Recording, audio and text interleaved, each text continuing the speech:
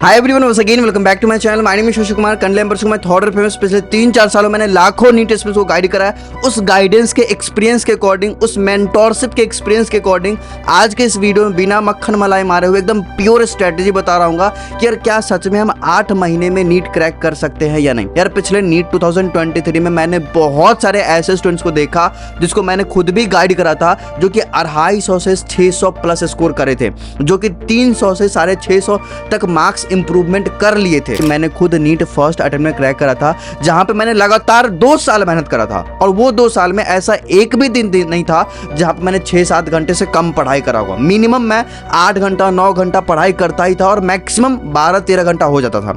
अब तुम ये चीज मुझे बताओ कि ये 2 साल के काम को अगर तुम 8 महीने में करना चाहते हो तो तुम्हें एक्स्ट्रा मेहनत करना पड़ेगा ना मेरे मित्र, करना पड़ेगा ना। तुम वो एक्स्ट्रा मेहनत अगर कर सकते हो, अगर तुम्हारे अंदर वो गट्स है कि हाँ मैं 12-13 घंटा पढ़ सकता हूं अपने सपने पूरे करने के लिए, तो इस वीडियो को पूरा देखना। एक नोट्स निकालो, एक पेपर निकालो, और मैं अभी से जो जो बात बोलते जाऊं उसको नोट करते जाना, और एट द एंड कंक्लूड करना कि तुम्हें अब क्या क्या करना है अपने मार्क्स को इंप्रूव करने के लिए। तुम्हारा मार्क्स कुछ भी है, 200 है, 300 है, 400 कुछ भी आ रहा है, एक बार देखना कि कैसे तुम इंप्रूव कर सकते हो। ठीक है, मैं शुरू कर रहा हूं इस वीडियो को। यार नीट 2024 जो होगा 24, उसका एक टेंटेटिव डेट क्या है शायद तुम्हें पता होना चाहिए। अगर नहीं पता है तो यार तुम बहुत बड़ी मिस्टेक कर रहे हो। तुम्हें अब इवन नीट का डेट भी नहीं पता है तो तुम प्रिपरेशन कर रहे हो, एक तो गलती है ना। तो तुम्हारा टेंटेटिव डेट 5 मई 2024 का होने वाला है तुम्हारा नीट।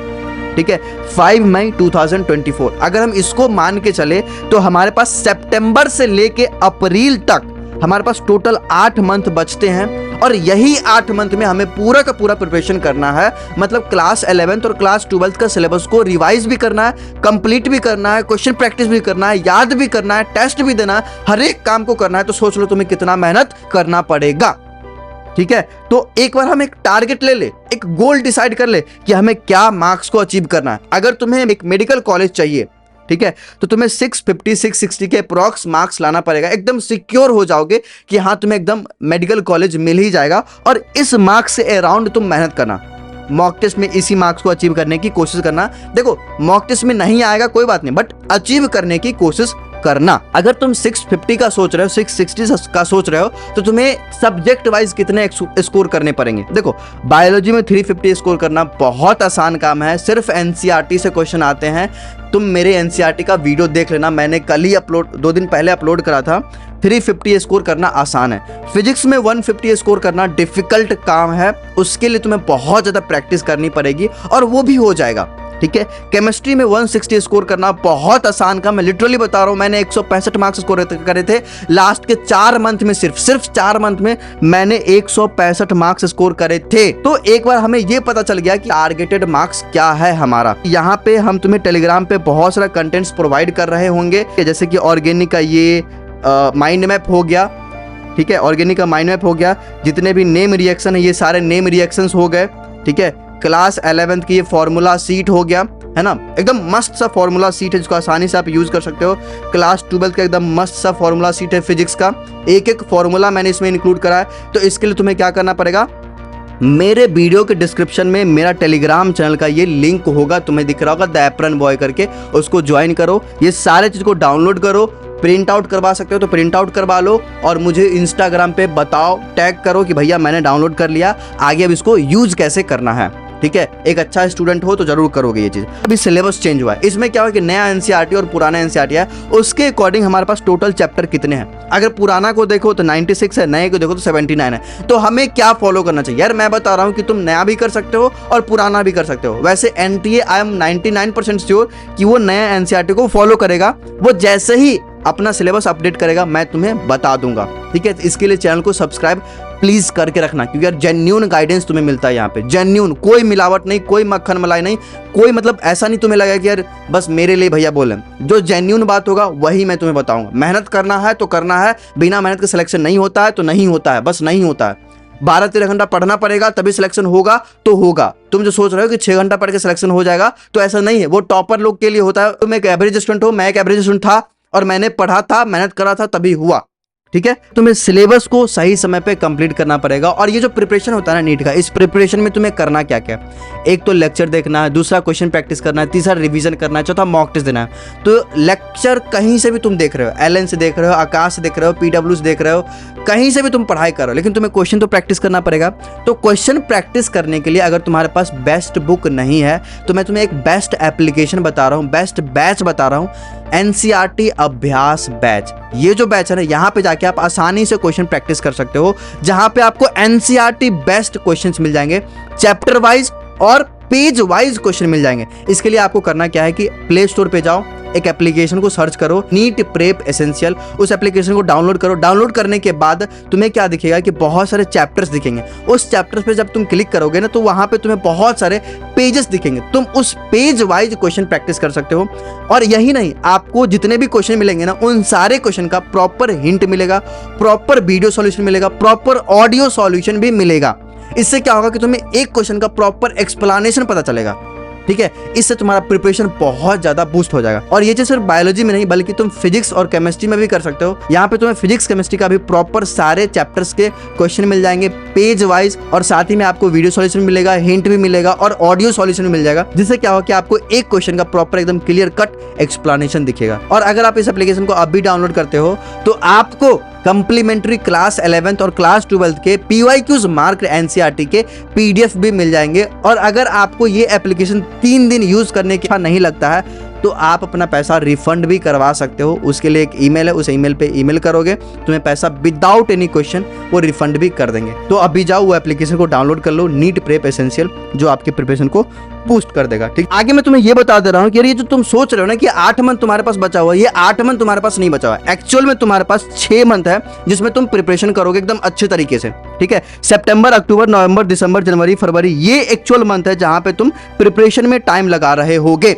और यही मंथ सबसे क्रूशियल मंथ है जहां पे तुम्हें बहुत मेहनत करना, रात दिन एक करके मेहनत करना। ठीक है, ये मंथ में। और ये जो टाइम होगा ना, इसमें तुम टेस्ट दे रहे होगे, क्वेश्चन प्रैक्टिस कर रहे होगे, रिवीजन कर रहे होगे, याद कर रहे होगे, मॉक टेस्ट दे रहे हो, एनालिसिस कर रहे होगे, सेल्फ डेवलपमेंट कर रहे होगे, ये सारा काम इसमें हो रहा है। बट तुम्हारा सिलेबस फरवरी तक खत्म हो जाना चाहिए। एनी हाउ अपने स्टडी टेबल के सामने लिख लो कि मुझे खुद से मेहनत करके या फिर टीचर के मेहनत से कैसे भी हमें सिलेबस को फरवरी तक खत्म करना है, सो दैट कि हमारे पास 2 मंथ बचे। उस 2 मंथ में हम अपने आप को इंप्रूवमेंट में लगाएंगे। How to complete syllabus before February. हमारे पास 181 डेज है और 79 चैप्टर्स है। अगर तुम 2 से 3 दिन में एक चैप्टर को कंप्लीट करते हो तो आसानी से तुम्हारा सिलेबस कंप्लीट हो जाएगा। ठीक है, यहाँ पे तुम्हें करना क्या है कि पर डे एक चैप्टर का लेक्चर देखना है, 2 चैप्टर को रिवाइज करना है, और फिजिक्स केमिस्ट्री बायोलॉजी में 100 क्वेश्चन तुम्हें बायोलॉजी में सॉल्व करना है, और फिजिक्स केमिस्ट्री में 50-50 क्वेश्चन ये मिनिमम सॉल्व करना है। एनी हाउ 2 चैप्टर का रिवीजन मस्ट हो जानी चाहिए। ठीक है, ये चीज होना चाहिए। और अगर तुम्हारा कोई बैकलॉग लगा हुआ है, ठीक है, अगर बैकलॉग लगा हुआ है तो यार कंप्लीट करो ना। बैकलॉग लगा हुआ है तो उसका लेक्चर देखो, 1 शॉट वीडियो देखो, और उसको देखने के बाद क्वेश्चन सॉल्व करो।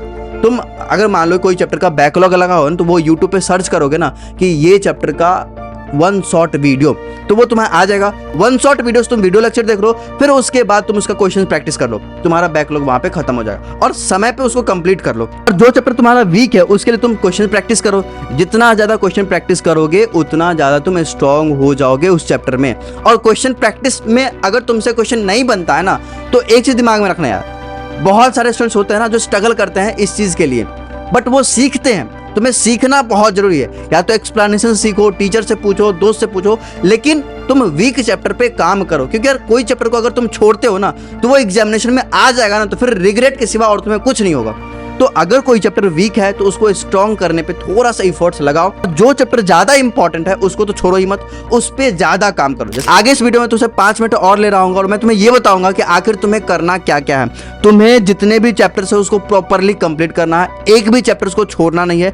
ये मत सोचना कि अगर कोई चैप्टर छोड़ देते हैं तो उससे क्वेश्चन नहीं आएगा। हो सकता है कि उससे क्वेश्चन आ जाएगा तो तुम एग्जाम में सॉल्व नहीं कर पाओगे, फिर तुम्हें होगा रिग्रेट कि यार काश में सॉल्व कर लिया होता तो 5 नंबर मेरा एक्स्ट्रा और आता और मैं बहुत अच्छा मेडिकल कॉलेज में आज होता।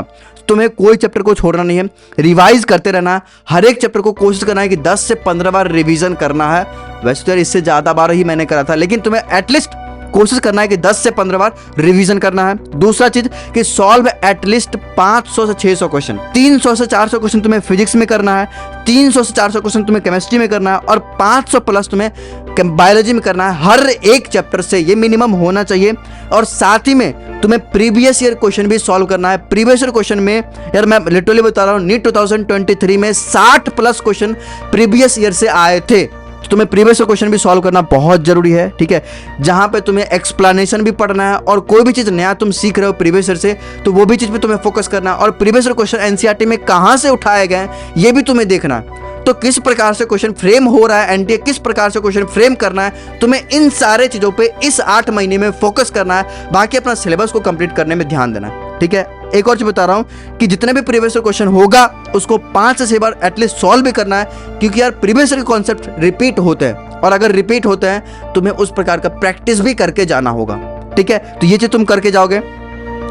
अगर तुम मॉक टेस्ट देते हो तो मॉक टेस्ट की प्रॉपर एनालिसिस करनी है। पहले तो मॉक टेस्ट देना है, ठीक है। Practice regular mock test and do proper analysis. Analysis कैसे करोगे इसके लिए मैंने एक सेपरेट वीडियो बना रखा है, उसको प्लीज जाके जरूर देखना। तुम सीख जाओगे कि आखिर मॉक टेस्ट में कैसे इंप्रूव करते हैं अपने मार्क्स, ठीक है। और अगर तुम रूम पे क्वेश्चन प्रैक्टिस कर रहे हो या फिर मॉक टेस्ट में अगर कुछ गलती की हो, कहीं भी क्वेश्चन प्रैक्टिस कर रहे हो, कुछ भी गलती होता है तो उस मिस्टेक पे काम करो, क्योंकि अगर तुम मिस्टेक पे काम करोगे ना, और वो इंप्रूवमेंट जो तुम्हारा होगा वो इंप्रूवमेंट और कहीं और से नहीं होगा, ठीक है। तो मिस्टेक पे तुम्हें काम करना है, क्योंकि जो मिस्टेक सिखाता है ना वो लेक्चर नहीं सिखाता है। सच बता रहा हूँ, मिस्टेक से जो तुम सीखोगे ना वो तुम्हारे दिमाग में बैठ जाएगा। मॉक टेस्ट की एनालिसिस करते समय अगर तुम्हें पता चलता है कि कोई भी एरिया तुम्हारा वीक है, तुम्हें उस वीक एरिया पे भी काम करना है इस मंथ में, ठीक है। और हमेशा कोशिश करना है कि अपने रिवीजन के टाइम को डिक्रीज करना है। रिवीजन के टाइम को कैसे डिक्रीज करोगे? अगर कोई चैप्टर को तुमने आज पढ़ा तो उसको विद इन फ्यू डेज में एक बार रिवाइज कर लो। मैक्सिमम चीज को याद रखो, रिकॉल करो, और जो चीज तुम भूल रहे हो उस पर फोकस करो कि बस इसको हमें रिवाइज करना है। तो इस प्रकार से तुम अपने रिवीजन के टाइम को डिक्रीज कर सकते हो। मैंने खुद भी करा यार, नीट से एक दिन पहले मैंने बायोलॉजी के सारे एनसीईआरटी को रिवाइज करा था।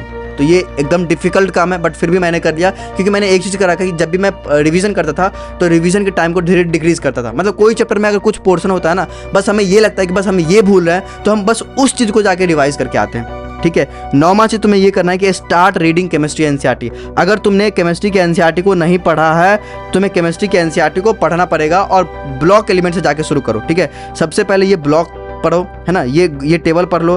फिर टेबल पढ़ने के बाद जैसे पी ब्लॉक का ये बोरोन फैमिली है, तो बोरोन का कंपाउंड कौन कौन, फिजिकल प्रॉपर्टी पढ़ लो, ये टेबल देख लो, ठीक है। जो वैसे मैंने एक सेपरेट वीडियो बना रखा है यार, तुम सर्च करोगे ना मिल जाएगा कि केमिस्ट्री को कैसे डील करते हैं, ठीक है।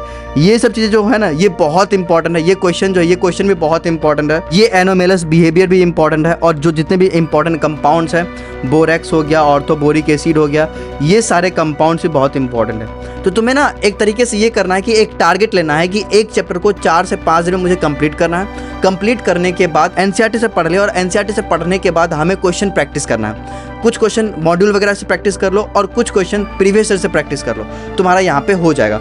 और अगर तुम बात करते हो बायोलॉजी में, तो भैया बायोलॉजी में क्या करना है? तो बायोलॉजी में मुझे तुम बताना कि जैसे ये फिगर मैंने दे दिया, ये फिगर में तुम देख के मुझे बताना कि ये जो ए है, ये बी है, और ये सी है, ये डी है, इसका नाम क्या है। नहीं पता होगा, आई नो कि नहीं पता होगा, ठीक है। तुम्हें इस लेवल का स्टडी करना है कि जैसे कोई भी डायग्राम हो गया, डायग्राम का अगर लेबलिंग हटा दिया जाए तो वहाँ पे नाम क्या होगा वो हम लिख सकते हैं, ठीक है। तुम्हें ये भी चीज़ का ध्यान रखना है। वैसे मैंने अभी पिछले वीडियो में ही बताया है कि आखिर बायोलॉजी के एनसीईआरटी को कैसे पढ़ते हैं, तो तुम्हें इन सब चीज़ों का ध्यान रखना है कि आखिर बायोलॉजी के एनसीईआरटी में हर एक चीज़ में क्या क्या लिखा होता है, हर लाइन में क्या लिखा होता है, वो सारी चीज़ों पे तुम्हें फोकस करना है ना। करना तो पड़ेगा यार, तुम मेहनत नहीं करोगे तो कैसे नहीं होगा। और कौन बोलता है कि 8 महीने में सिलेक्शन नहीं होगा? मैं बता रहा हूँ यार, अगर तुम दिन रात एक करके मेहनत करने लगे ना तो ये 8 मंथ में तुम आसानी से सेलेक्ट हो सकते हो। बस एक चीज दिमाग में रखना कि ये 8 मंथ का 8 मिनट भी वेस्ट नहीं होना चाहिए। अगर तुम इस 8 मंथ का 8 मिनट भी वेस्ट करते हो ना, तुम्हें रिग्रेट होना चाहिए यार, क्यों मैं 8 मिनट वेस्ट कर लिया। तुम्हें उस लेवल का प्रिपरेशन करना पड़ेगा, तुम्हें उस लेवल का मेहनत करना पड़ेगा। बस एक चीज सोच लो कि तुम्हें ना सब कुछ से सेपरेट करना। इस 8 मंथ में ना खुद को बस पढ़ाई में झोंक दो कि सिर्फ पढ़ाई करना, मुझे पढ़ाई के सिवा और कोई काम में तुम्हारा दिमाग को इंटरेस्ट ही नहीं आना चाहिए। अपने दिमाग को ऐसा ट्रेन कर लो कि उसे सिर्फ इस 8 मंथ में पढ़ाई पढ़ाई पढ़ाई ही दिखे। सच बता रहा हूं, अगर तुम इस लेवल का मेहनत कर लोगे ना तो तुम्हारा सिलेक्शन हो जाएगा, ठीक है। फिजिक्स में क्या करना है, फिजिक्स में तुम्हें एनसीईआरटी पढ़ना है, आई नो, लेकिन क्लास नोट से भी तुम काम चला सकते हो। क्लास नोट्स निकालना, कोई एक चैप्टर क्लास नोट्स निकालना, उसको रिवाइज करना, रिवाइज करने के बाद उसका 50-60 क्वेश्चन सॉल्व कर लेना। क्वेश्चन सॉल्व करते समय एक चीज याद रखना कि जो बेस्ट क्वेश्चन तुम्हें दिखे ना कि यार ये बहुत इंपॉर्टेंट क्वेश्चन है, ये बहुत अच्छा क्वेश्चन है, उसको मार्क कर लेना और you can make formula sheet. वैसे फॉर्मूला शीट तो मैंने दे ही दिया, प्लीज ये फॉर्मूला शीट को जाके डाउनलोड कर लेना। ये टेलीग्राम चैनल है मेरा ये वाला, इसको इस पे जाके चेकआउट करो, मिल जाएगा तुम्हें, ठीक है। और केमिस्ट्री में यार एनसीईआरटी पढ़ोगे ना तो 165 आसानी से आ जाएगा। एनसीईआरटी पढ़ो, इन चैप्टर के क्वेश्चन सॉल्व करो, आसानी से तुम 165 स्कोर कर सकते हो। और अगर तुम्हें मेहनत करने के बाद भी अगर तुम्हारा मार्क्स इंप्रूवमेंट नहीं हो रहा है, ये बच्चा बोला था कि भैया मेहनत बहुत करते हैं फिर भी मार्क्स इंप्रूवमेंट नहीं हो रहा है, भैया क्या करें यार। देखो मेहनत जो करते हैं ना, एक दिन में रिजल्ट नहीं आता है ना। पढ़ाई एक ऐसा चीज़ है जिसमें तुम चाहोगे ना कि एक दिन में रिजल्ट आ जाए, ऐसा कुछ नहीं होता है। पढ़ाई में क्या होता है यार, तुम्हें थोड़ा सा पेशेंस रखना होता है ना। एक पॉइंट आएगा जहां पे तुम्हें बहुत दर्द महसूस होगा, ठीक है, उस पॉइंट के बाद भी तुम गिव अप मत करना। जैसे ये इंजेक्शन है, इंजेक्शन को मैं स्किन पे अगर चुभाऊंगा ना तो एक पॉइंट आएगा जो वो अपनी स्किन को पियर्स करेगा, उस पॉइंट पे बहुत दर्द देता है। अगर हम उस पॉइंट से पहले अगर आप ये हटा लें तो क्या होगा कि हमारा इंजेक्शन पियर्स नहीं हो पाएगा। लेकिन अगर हम नहीं हटाए, थोड़ा सा दर्द होगा लेकिन पियर्स हो जाएगा, ठीक है। तो उसी प्रकार से यार अगर पढ़ाई करते हो, मेहनत करते हो तो बहुत पेन होता है यार। 3 घंटा 4 घंटा बैठना आसान काम नहीं है टेबल पे, बहुत पेन होता है। लेकिन अगर तुम उस पेन को सहने के बाद भी मेहनत करते हो, ठीक है, गिव अप नहीं करते हो, तो सिलेक्शन हो जाएगा। आज नहीं होगा लेकिन एक दिन जरूर हो जाएगा, ठीक है। आज भी तुम्हें रिजल्ट नहीं दिखेगा कि यार इतना मेहनत कर रहा हूँ फिर भी कोई रिजल्ट नहीं दिख रहा है, फिर भी कोई रिस्पॉन्स नहीं आ रहा है, आज नहीं आएगा लेकिन एक दिन जरूर आ जाएगा।